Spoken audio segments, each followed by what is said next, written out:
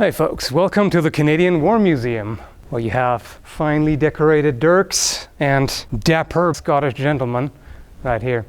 So this exhibition, the Highland Warriors exhibition, is running until the 12th of January 2020. And this was made specifically for the Canadian War Museum here in Ottawa. So if you want to see this exhibition, now is the time. You have until January next year, and I've taken a tour through here. It is very impressive. Okay, we'll be taking a look at some parts of the museum, and joining me today is Dr. Peter McLeod, who is the local historian and the director of research for the museum. And thank you very much for having this talk with us and telling us more about the museum. Well, thank you for coming. It's a pleasure to meet you. Yes, you too. Absolutely. Very glad to be here. It is an impressive exhibition. Well, thank you. So the Canadian War Museum is Canada's National Museum of Military History. We examine the history of war in Canada from the very beginnings 5,000 years ago, right up to the present. And we've selected a few questions that were asked by viewers that we're going to go through. And the first one is, why is there a Scottish regiment in Canada? That's not something that people necessarily think of at first, even though considering the history, it's not surprising, right? Well, in point of fact, there is not one Scottish regiment in Canada, there are 16. There are more Scottish regiments or Highland regiments in Canada than in any other country in the world, including Scotland. Highland regiments in Canada really date back to the mid-18th century. This is a point where Canada is growing and expanding. We're getting more and more settlers from Scotland. And as Canadian society evolves and changes, people start looking for a greater sense of identity. And some of it comes from their national origins. And you can see this in St. Patrick's societies, St. Andrew's societies, St. George societies. But for the Scots, you can also see it in forming Highland regiments. And these are locally raised militia regiments in Canada that frequently adopt the names and form associations with the famous Scottish regiments like the Black Watch, Argyll and Sutherland Highlanders. Almost every major Scottish Highland regiment has its Canadian counterpart. And of course, you always have to think about the importance of this sort of cultural identity and national identity for warfare, because it is a substantial source of morale, especially when you consider that there may be pipers on the battlefield that could actually rally them. That has happened a number of times in history, right? One of the most interesting stories of Canadian history is the Battle of Saint-Foy. And this is the battle after the Plains of Abraham, when the French come back and beat the British outside the walls of Quebec. At one point in the battle, the Fraser's Highlanders, who are part of the British Army, are starting to break. Then their Highlanders their piper starts to play, and they rally and hold off the French for a little while longer before they make an orderly retreat. So yes, the bagpipes, some people call them a weapon of war. Really, it's more martial music in its most extreme form. Mm-hmm. There is something about the bagpipes, something about the kilts that create an image of almost an ultimate soldier, which is often very important for the soldiers in the regiments. Though I have to say, there are also many, many soldiers in Canadian Highland regiments who think that wearing kilts to a modern battle is a completely foolish idea, but not foolish enough to actually stop doing it. It's not a practicality sort of decision.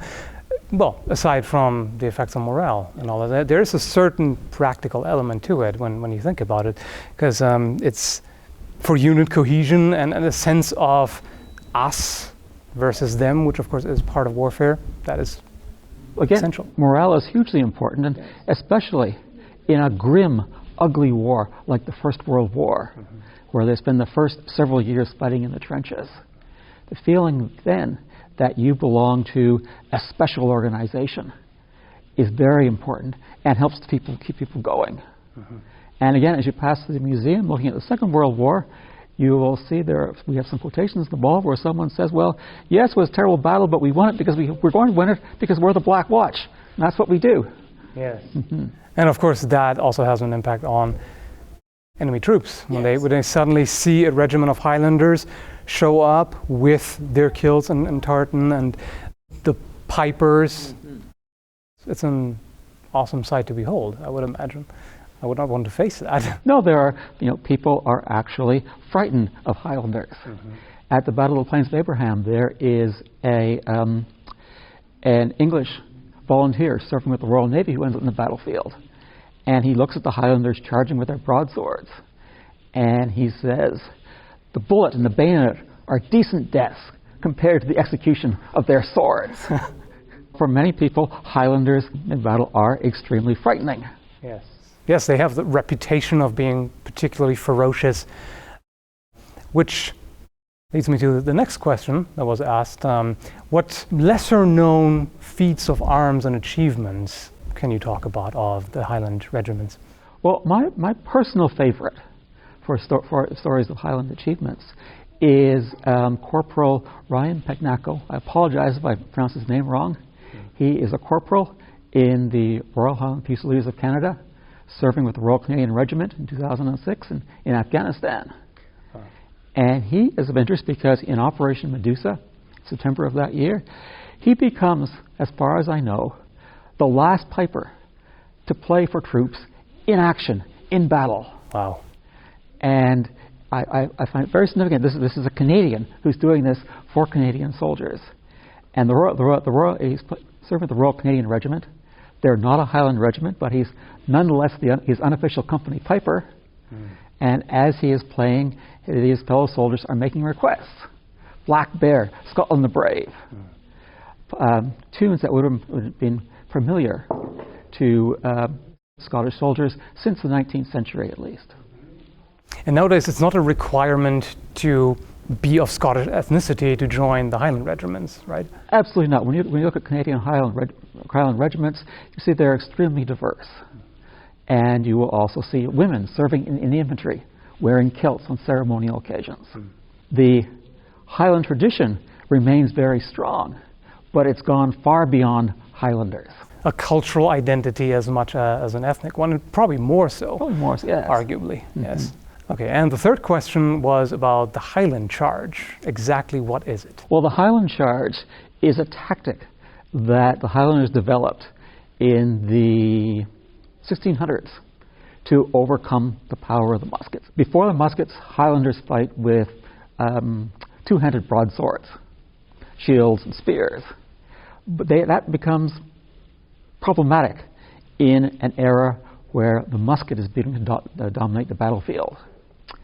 And they find themselves more and more facing trained British soldiers fighting in linear formation. The question is, how do you handle this? And their solution is to oppose British firepower with velocity and shock. Ideally, they will pick the location for the battle where they have the advantage of height, so they're running downhill across a fairly even, dry slope. Then they will advance rapidly to musket range, fire a volley, throw down their muskets, and charge covered by the smoke. As they run, they are shouting war cries. They appear terrifying, although it's important to remember that this is a carefully calculated tactic. Yes. They appear terrifying.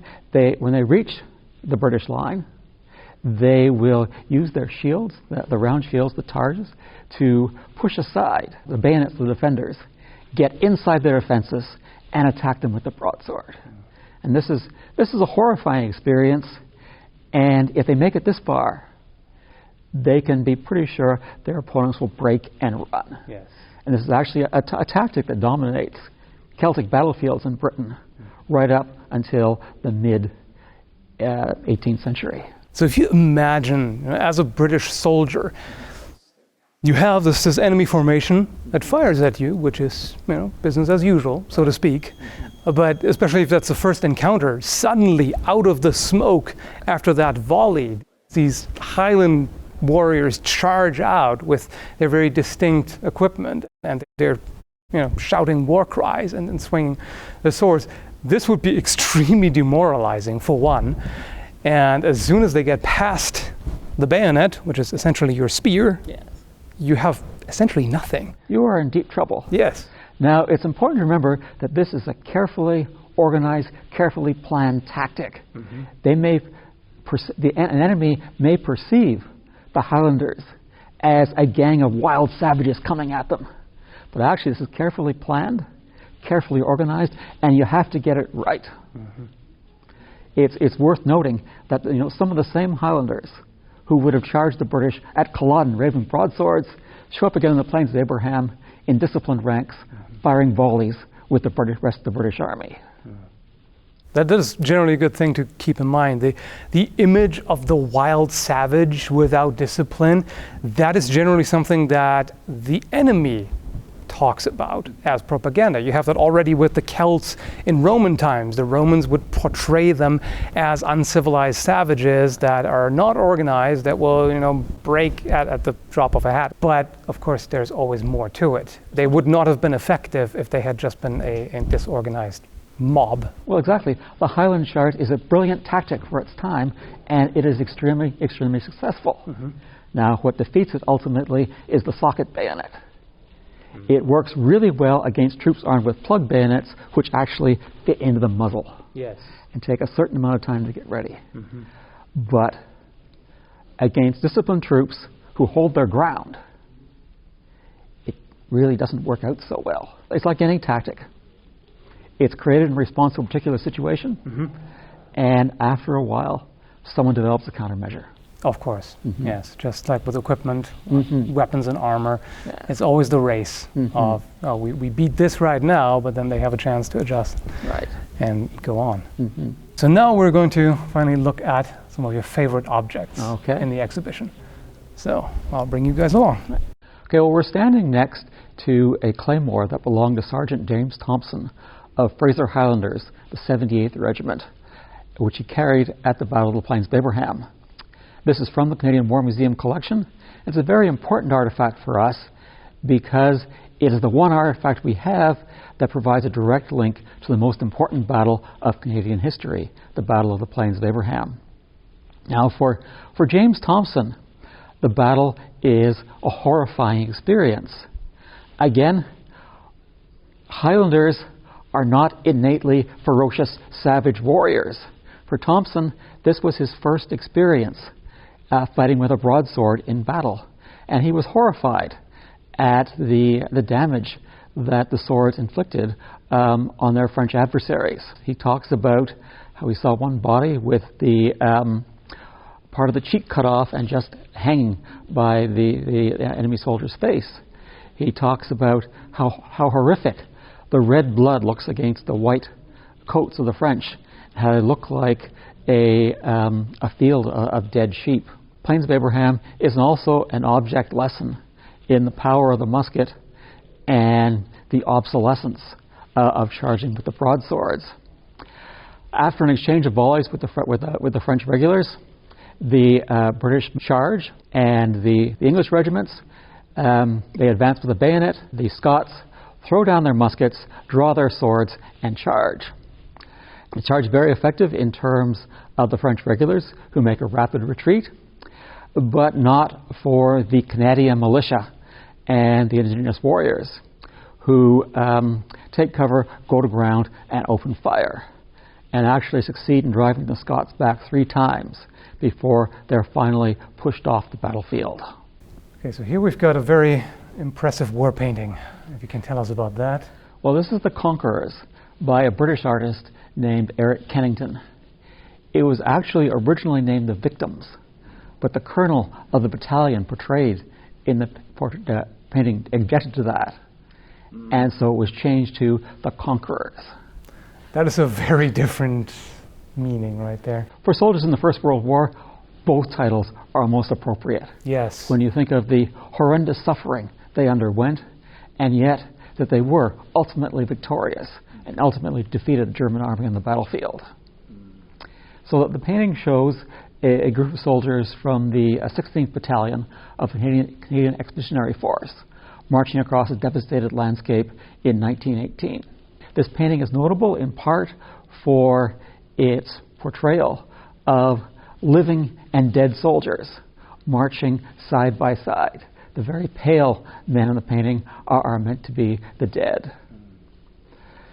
From the point of view of the Highland military tradition, to me, this painting epitomizes the Highland military tradition in Canada, in that by 1918 it is no longer something that is just for white Canadian Highlanders.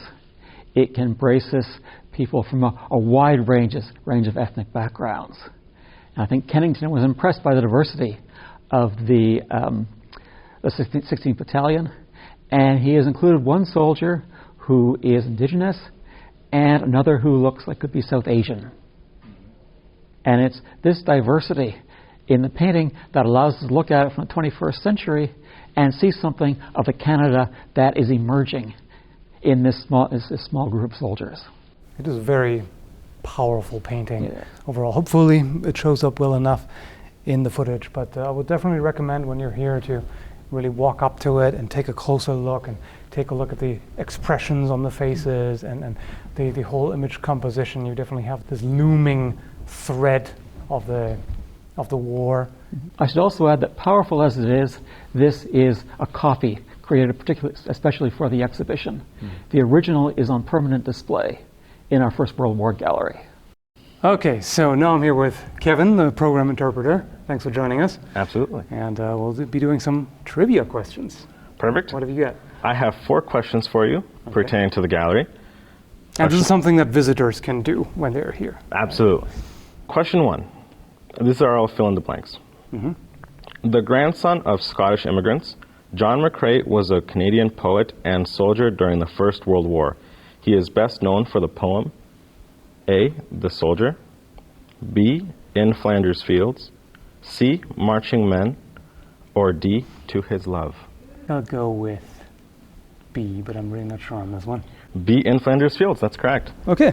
John McCrae and his poem are featured in a Scottish National Library as a sort of national treasure and a national symbol, though he was Canadian. Popular culture. The Jacobite steam train travels a scenic part of the West Highland Railway line in Scotland. An express train used the same rail route in which of the following films? A, Polar Express, B, Hugo, C, Harry Potter, or D, Charlie and the Chocolate Factory? I think it's D. D, Charlie and the Chocolate Factory. That is false. Which It one? is C, Harry Potter. Harry Potter. Okay. There we go. Question 3. This is on myths and legend. Scotland is home to the most UFO sightings per year in the world. True or false? I would have to go with true. That is true. As it seems there's a certain culture of sightings of mysterious objects, like Loch Ness, of course, would be the most famous. So it sort of fits in that same mindset. Yeah, there's a small village east of Glasgow called Bonnybridge, and despite having a population of 6,000 people, it has about 300 sightings of UFOs per year. Wow. That's a lot of aliens. They really love Scotland. Last and final question. Fill in the blank. In addition to being Canada's first Prime Minister, blank was born in Scotland. Was it A, Wilfrid Laurier, B, Robert Borden, C, John A. Macdonald, or D, Arthur Meighen? C? C, John A. Macdonald. That is correct. Yes, okay. Did remember correctly. Of Canada's 23 Prime Ministers, 23 since Confederation, 14 have had Scottish roots, including Justin Trudeau and John Diefenbaker. Congratulations, you did really well. All right, thank you. Absolutely. And thanks for doing the trivia with us. Yeah, for sure, anytime. And again, anyone could do these when they come visit the galleries. And there's another thing that people can do here, which we'll get to now. Handle swords. So what do we have here? Absolutely. So the main exercise here is getting a feel for how much these swords weigh. So just for my own safety and those around, I'm going to hold a part of the sword at all times. But first off, this is called the basket-hilted broadsword, meant to be used with one hand. Now, of course, you've seen me handle a basket-hilt sword before, but that's a museum experience right here. And yeah, this is a very well-made reproduction. Yeah, Definitely. the sword weighs about balance. 3.5 pounds. So it's got a nice grip on it. Of course, you can't tell, but it is well-shaped and comfortable. And the basket, of course, for protection. I've talked about that in one of the other videos. So quite nice. So let's put that back down. And then the not claymore, which is the other one. If you remember the video about what a claymore is, that's a two-handed sword, not a claymore. This is the claymore. So This is the two-handed longsword. So this feels, actually it feels a lot like other longswords. So sometimes the almost said claymore, almost said the C word. So sometimes this type of sword is sort of more along, like closer toward a greatsword, but this one is actually more on the longsword side of things. So this is fairly light and easy to maneuver. So, okay, so that's the Canadian War Museum here in Ottawa, and I very much enjoyed my stay. I hope you enjoyed the trip too, and had fun with the video. Now, if you have a chance, absolutely, I would highly recommend visiting it and checking it out. The Highland Warriors exhibition is well worth it, and of course, there's a permanent collection as well. And absolutely, do check it out if you're here, or just plan a visit. Come from wherever, it's worth it. So, hope you enjoyed it. Thanks for watching, and have a good one, folks.